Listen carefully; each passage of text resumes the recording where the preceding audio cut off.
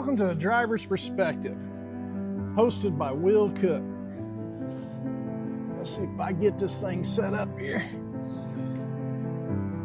I'm your host, Will Cook.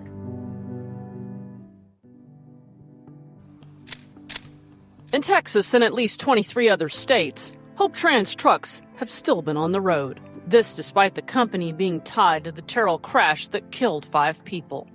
That's based on data from GenLogs, which uses roadway cameras nationwide to track trucking companies. They were violating laws before the accident, and even today, they're still violating federal regulations.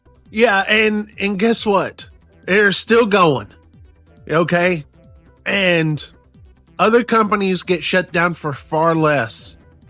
Why isn't no one doing anything about it? In fact, 35 safety violations have been logged by Hope Trans and its drivers since the fatal crash on June 28th. By the FMCSA not shutting them down, to me, it's almost dereliction of duty. Dale Prax is a trucking safety expert. Why have they not? You know, that's the $10 million question. A Department of Transportation spokesperson told us federal regulators had finished up a compliance inspection and issued Hope Trans a proposed unsatisfactory rating on August 18th. From that date, the company has 60 days to submit a plan that the agency accepts. Otherwise, the spokesperson said Hope Trans would be taken out of service and off the road. You know, this is what gets me. We heard that they were doing investigations on this wreck out of Terrell, a couple of weeks after the wreck, after the fact, and with all this information that Tanya Heiser and Danielle on X and all these people come up with on Hope Trans, okay? You know, and talking about how they go and they manipulate the logs and all that.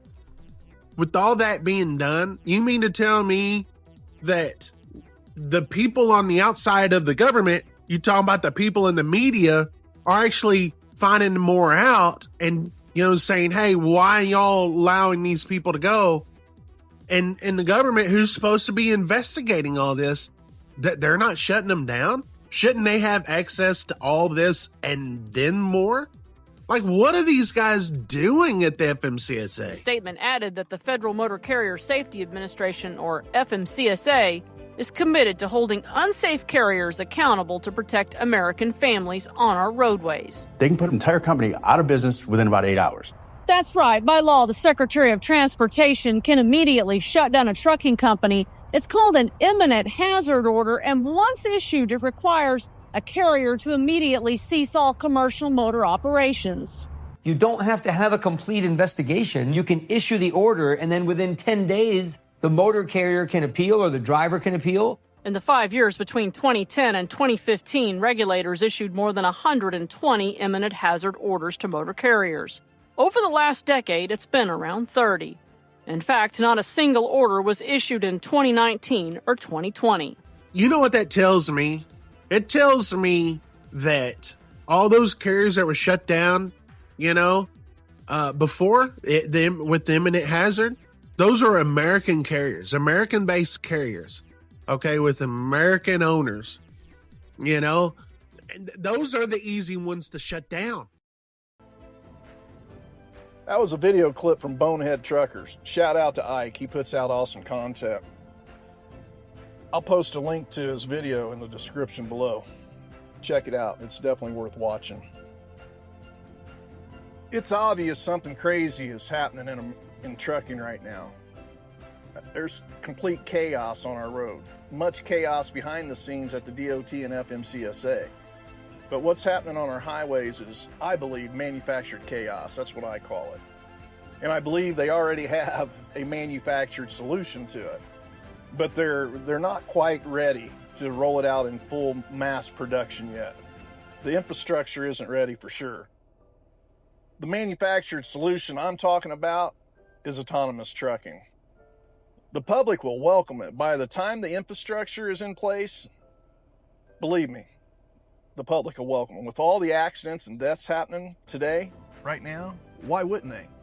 Not to mention some of the dumbest, unthinkable things drivers are doing. It's beyond laughable anymore. It ain't even funny. And here's a couple questions for you to think about. Is Chris Spears and the ATA mega carriers under investigation for allowing all this, they've lobbied for the very things happening right now. Is Sean Duffy and the administration being complicit to this? You heard the people in the video. They could stop this now, right now, but they aren't. But I'm looking at this from a driver's perspective, driving down these highways, trying to make a living and stay alive myself. Think about this.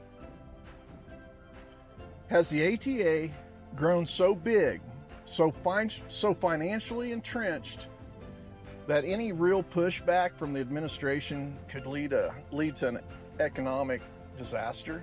Even with fatalities, non-domiciled drivers, fake CDLs, and endless loopholes, they know this much. If they shut it all down, there's a real driver shortage. Plain and simple. And on the flip side of that, autonomous trucks are just on the horizon. I just read in Fox News report, China already runs autonomous trucks on 85% of their highways. That's a massive jump on the global scale. Like I've said in my articles and my books, this chaos feels manufactured. That's my opinion. I don't claim to know all the answers, but I do have a lot of questions. And the deeper I dig, the more questions I have.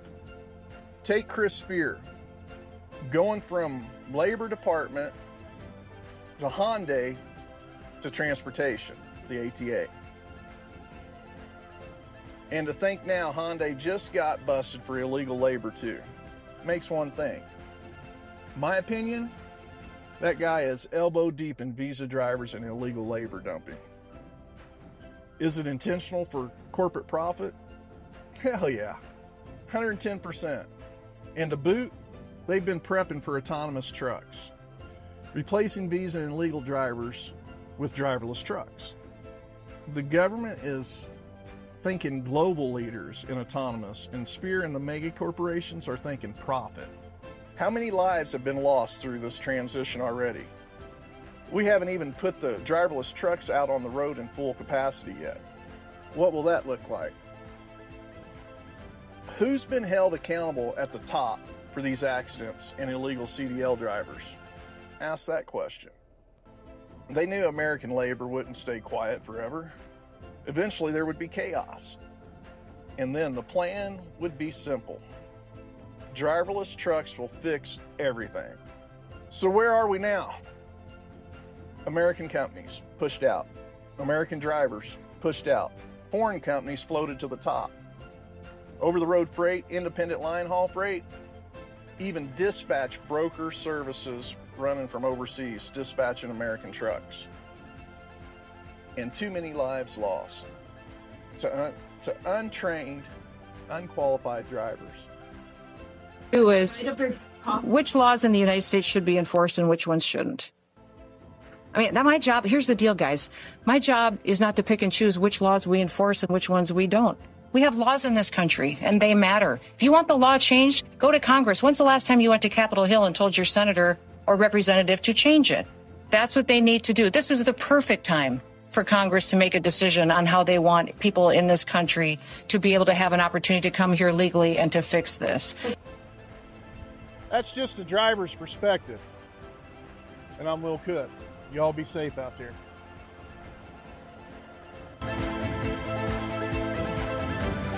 What in the world is going on in trucking? In all my 34 years, I ain't never seen anything like this.